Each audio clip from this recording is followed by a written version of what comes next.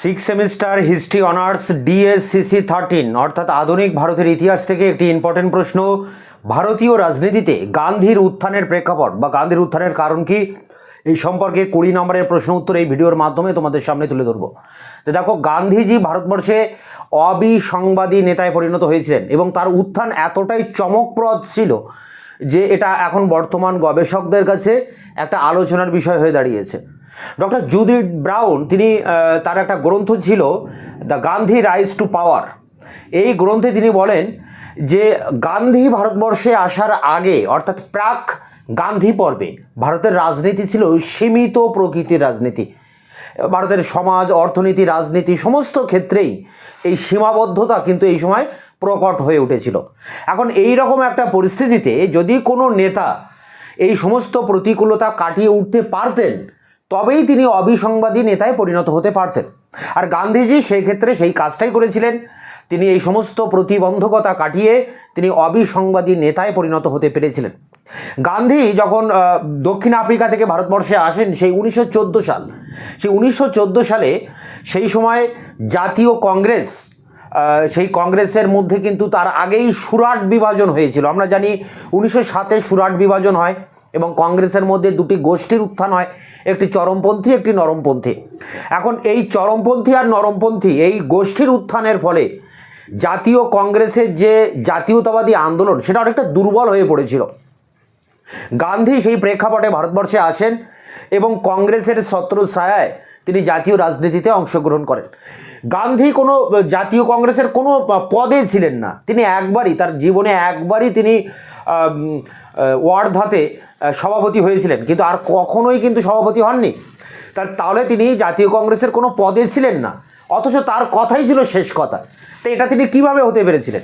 Actually গান্ধীজির একটা স্বল্প পরিচিতি ছিল যখন তিনি দক্ষিণ আফ্রিকা থেকে ভারতবর্ষে আসেন।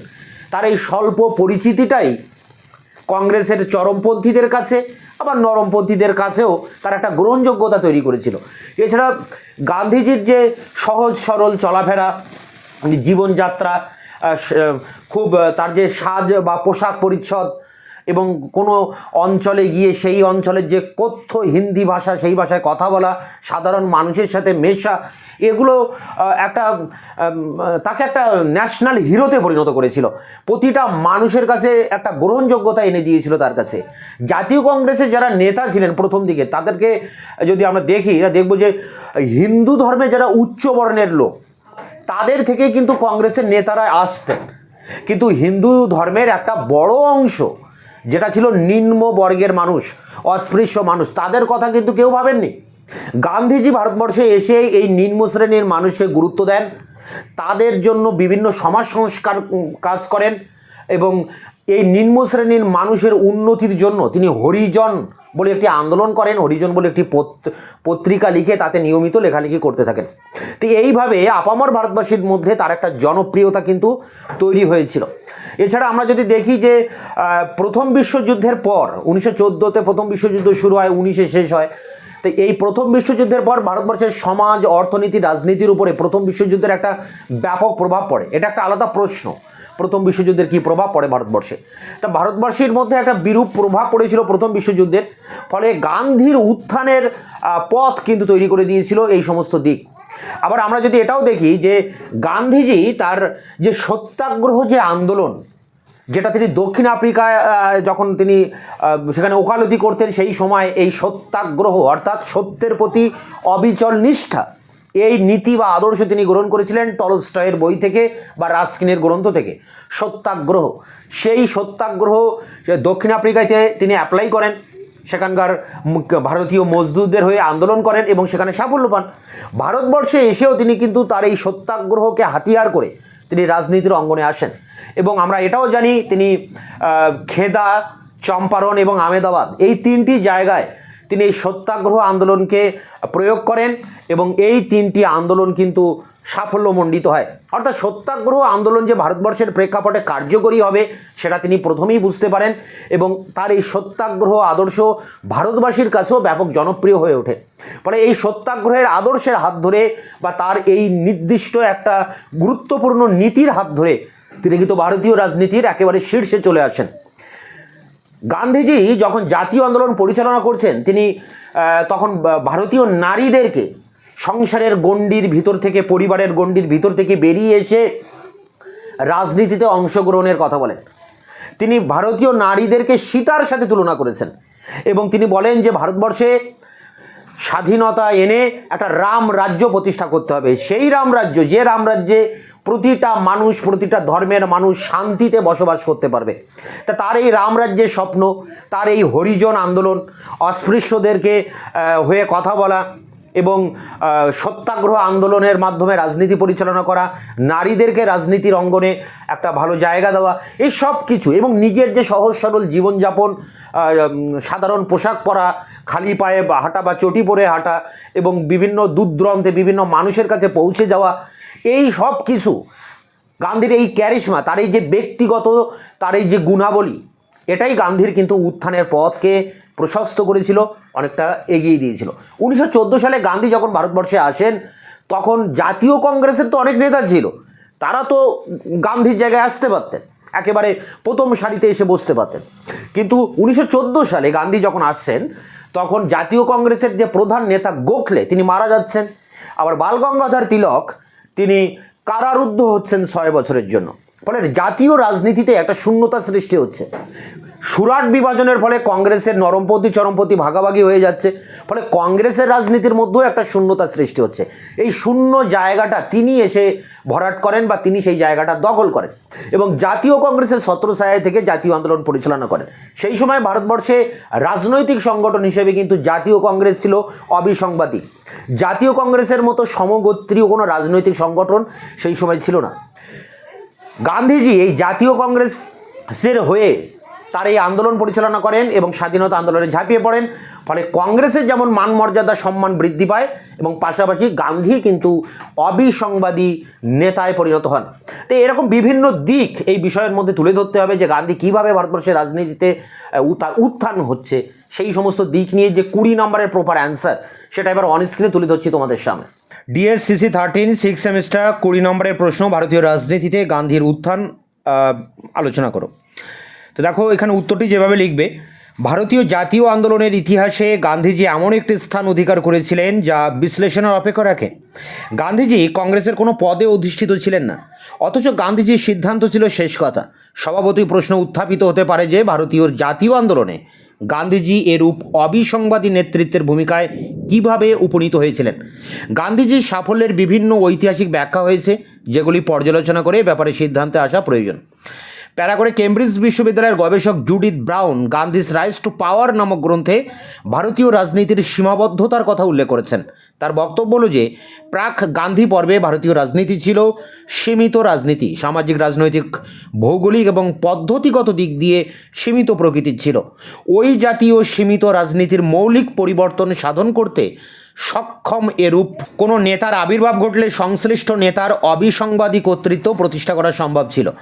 গান্ধীজি যে সময় ভারতবর্ষে আবির্ভূত হন সে সময় গোখলে প্রয়াত হওয়া এবং তিলক কারারুদ্ধ হওয়ার দরুন রাজনীতির ক্ষেত্রে একটি শূন্যতা সৃষ্টি হয়, যা একজন সর্বভারতীয় নেতার আবির্ভাবের পথ প্রশস্ত করেছিল। এছাড়া প্রথম বিশ্বযুদ্ধের দরুন যে আর্থসামাজিক অবস্থার সৃষ্টি হয়েছিল সেই পরিস্থিতি গান্ধীজির উত্থানের পথ প্রশস্ত করেছিল। গান্ধীজি যে সময়ে 1915 সালের প্রথম দিকে দক্ষিণ আফ্রিকা থেকে ভারতবর্ষে পদার্পণ করেন সেই সময় রাজনৈতিক দিক দিয়ে একটি শূন্যতার সৃষ্টি হয়। তার কারণ সুরাট বিভাজনের মধ্য দিয়ে কংগ্রেসের যে কাঠামো সৃষ্টি হয় এবং নরমপন্থী ও চরমপন্থী এই দুই গোষ্ঠীর উদ্ভবের দরুন রাজনৈতিক দিক দিয়ে এক ধরনের শূন্যতার সৃষ্টি হয়। কেননা চরমপন্থী ও নরমপন্থীদের মধ্যে আদর্শগত ব্যক্তিগত দ্বন্দ্ব রাজনৈতিক দিক দিয়ে এরূপ পরিস্থিতির সৃষ্টি করে।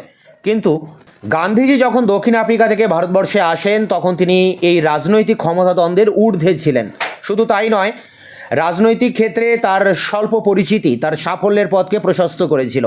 সেই সময় ভারতীয় জনসাধারণ নরমপন্থী চরমপন্থী উভয়বিধ নেতৃবর্গের প্রতি আস্থা হারিয়ে ফেলেছে।